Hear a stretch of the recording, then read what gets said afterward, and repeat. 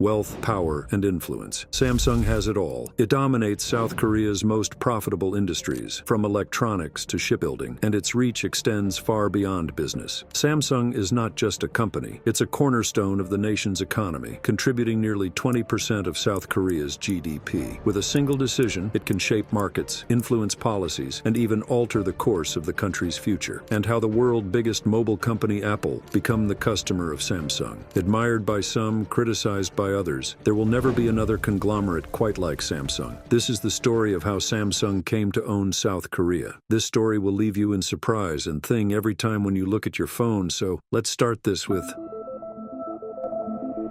In the year 1938, a young man named Lee Byung-chul stood on the busy streets of Daegu, South Korea, with nothing but a dream and 30,000 won in his pocket. This small kid is going to create a history with his 30,000 won. Lee started a small trading company. He sold dried fish, noodles, and groceries. But he didn't just want a small business. He wanted something bigger. He named his company Samsung, which means 3 stars. It represented greatness, power, and eternity. Lee's vision was clear. He wanted to build something that would last forever. But at first, it didn't seem like Samsung would survive. The World War II, from 1940 to 1945. The era of Hitler is the worst time in history to open any kind of business. Samsung almost died in that time. The Korean War had a devastating impact on Lee's business and the entire country. After the war, there was a severe shortage of commodities, and Korea was heavily reliant on imports. Lee made this uncanny situation into opportunity and made the bold decision to diversify his business and create affordable goods for the public that not only help people fighting wars but also generate profit out of it. He began by establishing a sugar refinery. Everything is going good. Lee is making profit and living a good life, but he don't want to be just good in business, he wanted to be great. So he decided with the money from the sugar refinery, Lee expanded. This time he wanted to be on the first page on the newspaper of Korea, so he built the largest woolen mill in Korea. And soon, Samsung wasn't just making sugar, it was making clothes too. As the country started to recover, Lee's business grew even more. With his clothes and sugar mills,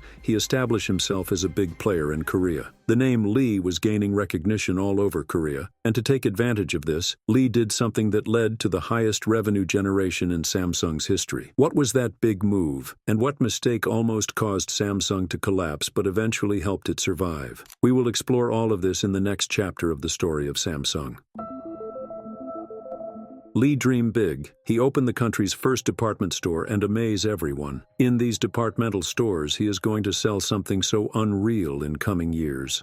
But then you think, what's next? Lee wasn't just an entrepreneur. He was a visionary, constantly studying the trends and executing in his own ways. He stepped into the business of insurance. It was uncharted territory, but Lee dived in. And today, Samsung is South Korea's largest insurance provider. But hold on, this was just the beginning. What Lee was about to do next would not only change Samsung forever, but rewrite history itself. Lee saw the future. In 1969, Samsung took a bold step into uncharted territory, launching Samsung Electronics with nothing more than a humble black and white TV. It might seem like a modest beginning, but for Lee, it was the start of something revolutionary. He had a vision, a world where technology would dominate every aspect of life. As he famously stated in the 1970s, technology will rule, and he wasn't just dreaming, he was planning. By the 1980s, Samsung wasn't merely manufacturing gadgets. They were diving deep into the very essence of technology,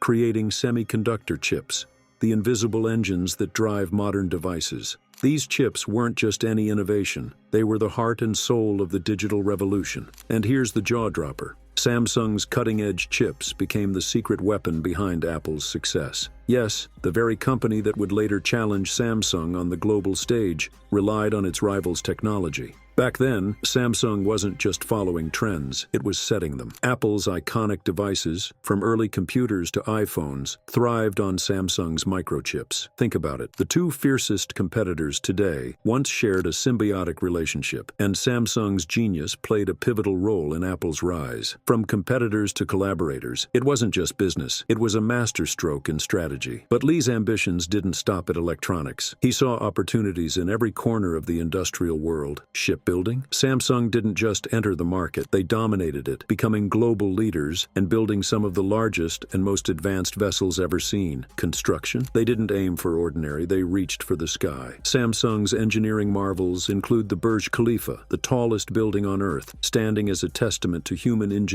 and ambition. And their reach went beyond skyscrapers. Roads, bridges, hospitals. They didn't just build infrastructure, they reshaped entire cities, leaving an indelible mark on the world's skylines and economies. Samsung's story wasn't just about growth. It was about transforming industries and pioneering innovation across every field they touched. A multi-industry giant, but with a dark side. On the surface, it's a fairy tale of success. But what if I told you there's a hidden, controversial story behind Samsung's rise? To conquer, you must innovate, Lee once said, and conquer he did. But the truth behind Samsung's global dominance is much more complicated than just hard work and innovation. Stay tuned to uncover the secrets that shaped this empire and how it became one of the most influential forces on the planet.